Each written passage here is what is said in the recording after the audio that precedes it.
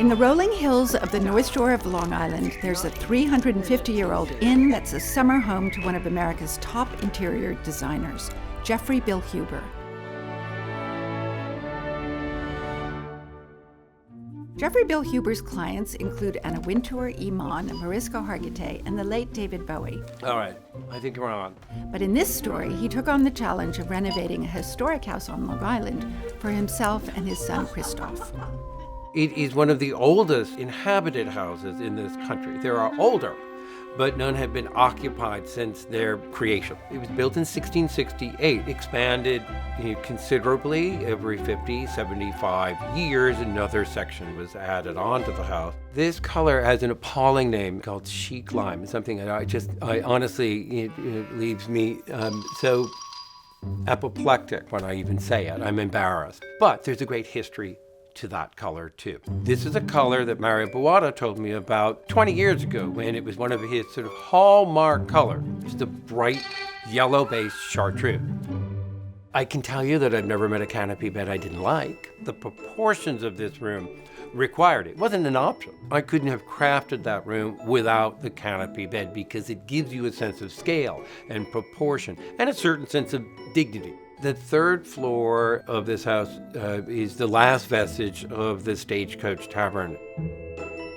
That third floor had 7 bedrooms and 1 common bath in what's called a centrally stacked corridor, just the way you think of any hotel. You walk down a corridor and bedrooms are to the left and the right. I am sitting in one of 8 of Jeffrey Bilhuber's guest rooms in his country house. Every room has a name painted on the door. This is General Steuben's room. So when you arrived at the inn, you would be given a key and you'd be told you were staying in General Steuben's room, for instance. I needed a playroom space. I needed a place where my family and my son and his friends could horse around. I took down 4 of the bedrooms and kept 3. This is my playroom, where I play video games and board games. Right here is a painting one of the many paintings that my dad found when we moved into the house. It was just left here by a painter, and there are plenty of other ones around the room.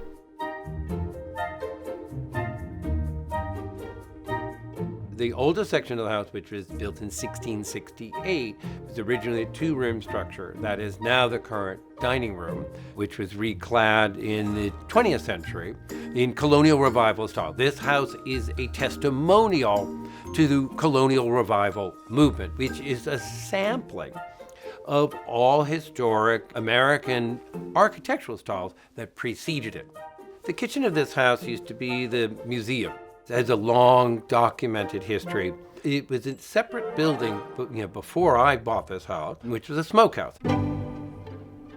I think there are a lot of naysayers when it comes to purchasing a historic house or an antique house. It is very easy to walk into a house which is new. You turn on a faucet and water runs, and hit a switch and the light bulbs turn on. But that doesn't necessarily make a house better. It simply is a newer house where it might work. What I love about a historic house is that there's soul, and you're never going to be able to buy soul. So really what's interesting that Jeffrey said about how he approached decorating this house, he went home. He literally went home to see things he grew up with, things that were stored away, and he brought them here and he incorporated them into the house, and then he decorated around that. So you could try that yourself. You could surround yourself with things that you hadn't lived with it for a while and see a new context in the way to use them and see where it leads you to decorating how you live today.